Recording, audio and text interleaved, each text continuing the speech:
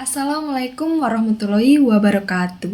Halo Sobat Sang Juara, perkenalkan nama saya Lufitri Sari, NPM 22411072. Pada kesempatan yang berbahagia ini, saya akan membahas materi mengenai lembaga keuangan bank dan non-bank. Nah teman-teman, menurut Dahlan Siamat, lembaga keuangan adalah badan usaha yang kekayaannya terutama dalam bentuk aset keuangan atau tagihan non-finansial atau bisa disebut aset real. Nah, lembaga keuangan sebagai mediator antara kelompok masyarakat yang berlebihan dana atau biasa disebut rumah tangga dan kelompok masyarakat yang memerlukan dana atau pengusaha. Nah, lembaga keuangan berfungsi seperti melancarkan pertukaran produk atau barang dan jasa, menghimpun dana dari masyarakat dalam bentuk simpanan, dan menyalurkan ke masyarakat dalam bentuk pinjaman. Nah, yang ketiga, memberikan pengetahuan dan informasi, yaitu lembaga keuangan melaksanakan tugas sebagai pihak yang ahli dalam analisis ekonomi dan kredit. Nah, lembaga keuangan ini berkewajiban menyebarkan informasi dan kegiatan yang berguna dan menguntungkan bagi nasabah.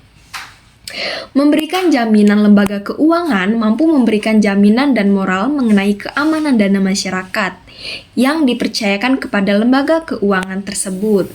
Nah, yang kelima, menciptakan dan memberikan likuiditas. Lembaga keuangan mampu memberikan keyakinan kepada nasabahnya bahwa dana yang disimpan akan dikembalikan pada waktu yang dibutuhkan atau pada waktu jatuh tempo. Oke guys, next, peranan keuangan bank. Berkaitan dengan peranan lembaga keuangan dalam mekanisme pembayaran antara pelaku ekonomi sebagai akibat transaksi yang mereka lakukan atau bisa kita sebut transaction role.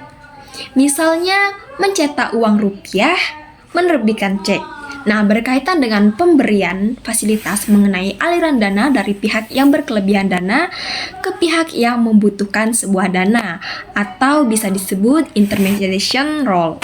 Nah, misalnya berperan sebagai broker, pialang atau dealer dalam berbagai aktiva. Menyalurkan dana dari pemilik dana ke peminjam yang tak terbatas dan tidak dikenal oleh pemilik dana dengan biaya transaksi yang relatif lebih rendah. Nah, lembaga keuangan dapat mengurangi kemungkinan risiko yang akan ditanggung pemilik dana atau penabung.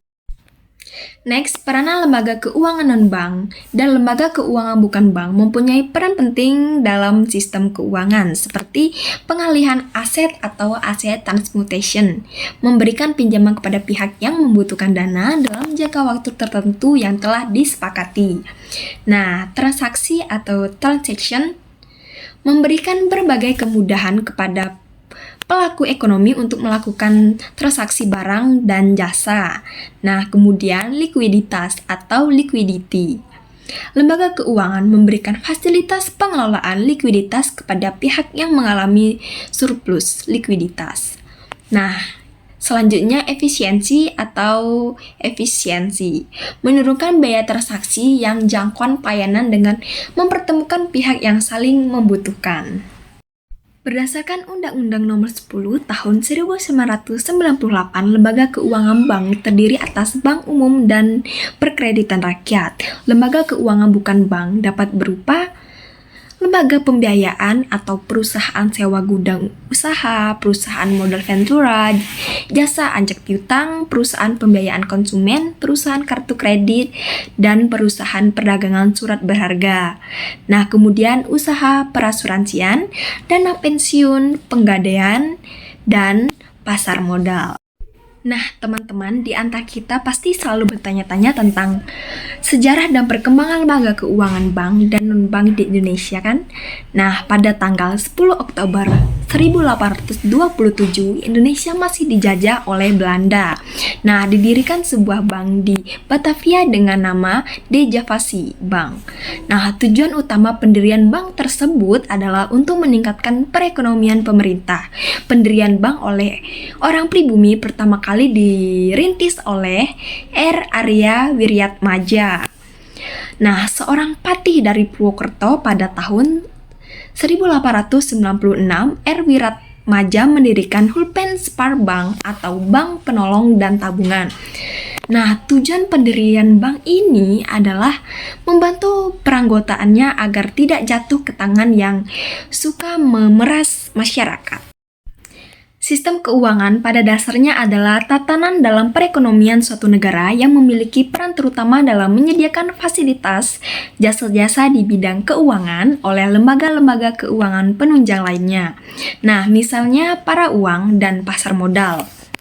Nah, sistem keuangan Indonesia pada prinsipnya dapat dibedakan dalam dua jenis, yaitu sistem perbankan dan sistem lembaga keuangan bukan bank.